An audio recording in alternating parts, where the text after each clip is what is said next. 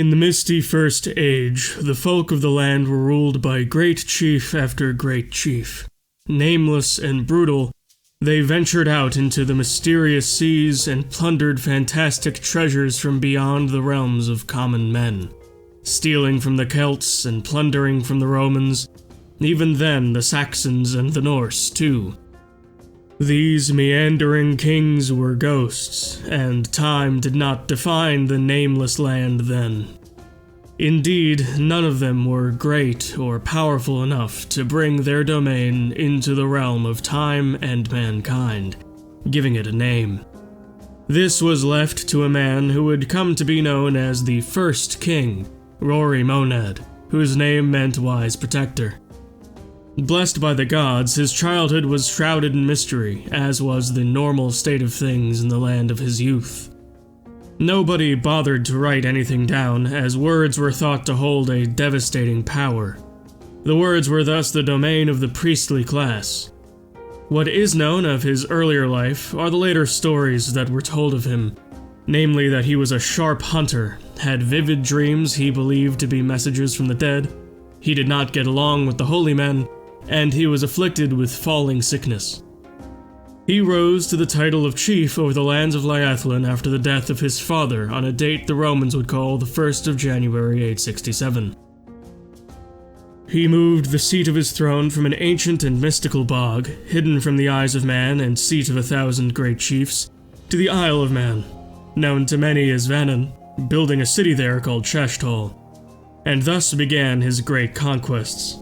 Taking those islands he declared rightfully belonged to the Isle of Man.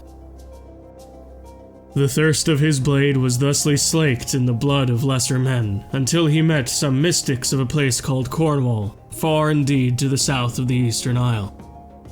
They wore robes and smelled like secrets, and Chief Rory Monad took them back to Liathlinn and his Island of Man, where he interrogated them for countless days and nights. One day he emerged to his warbands and called them to the temple of Wotan that stood in the lake. The hooded men went with him, counting beads with heads bowed. He mounted those steps and announced that the scattered gods offered but pleasantries to the one that had been revealed to him. Gods of death had no power over the god who had conquered death. The gods of the sun, moon, stars, and knowledge had no power over the god who forged the concepts upon which those things were built. He tore open his shirt and revealed a fresh and bleeding brand, a cross that marked his heart and reached down his left side, which made the hooded men cringe and avert their gaze. Chief Rory Monad then summoned a slave to burn him a torch, which he promptly used to burn the house of Wotan on the Isle of Man. He forced the men to administer a baptism there in the waters as the temple burned, and Chief Rory rose christened anew, now a king in the eyes of the Pope far afield, known now as King John Monad. Right on the spot, dozens of men drew their blades and holy men got their canes and waded into the water where King John stood. His loyal friends and subjects rushed into the water after them, and total upheaval broke out. Each side abandoned the lake, which was now a deep red. For months, high-pitched bloody battle would rage, the heathens from Liathlinn and he from his island. The learned brothers that advised him taught his men and his peasants to build better ships and improve the quality of their iron, bringing them edge after edge against the men they once called their brothers. The final battle took place on the sea between the Isle of Man and the shores of Wales. Flaming torches were tossed from the king's boats to those of the pagans, and the pagan berserkers, filled with a sacred fungus, swam wildly to the king's forces and killed sometimes dozens at once before dying. King John was cornered on a boat with 10 men and could not be saved. All eyes were on him as he fought, cutting down man after man. And at the last he threw down his sword, grappled the pagan to the edge of the boat, and bit out his throat. This display was enough to win him not only the war, but the respect of the clans. Those that refused to convert sailed away to join the Northmen, who were rumored to be brutal folk that kept the ancient ways. That same day, he began to reform his tribal governance, banning cousin marriage, giving the clans land to maintain, demanding the conversion of the chiefs, and stripping them of the right to wander without his permission. After years of exercising his great power over the clans, reshaping their society and even the land it was founded on, King John now had a proper kingdom, establishing the Kingdom of Vannin on the 23rd of February 910, becoming the first king in a shattered Europe, earning his title. Europe was totally devoid of kings, and so the domain of a million petty aristocrats. Europe had thus far failed to coalesce since the fall of the Carolingian Empire, enduring centuries of stagnation and balkanization until this petty king across the channel made a name for himself. Brother Arlo and Brother Vincenzo were made his chief advisors, as they were not permitted to leave. A small church was also built for them to make use of, called the Church of Saint Guthlac, chosen as the patron so for the saint's youth as a warrior, his life-giving refuge to kings, and his battles against demons. Brothers Arlo and Vincenzo brought not only the word of God, but also attempted to teach the art of literacy to the nobility of the land, the clan chiefs who had been reined in by the first king.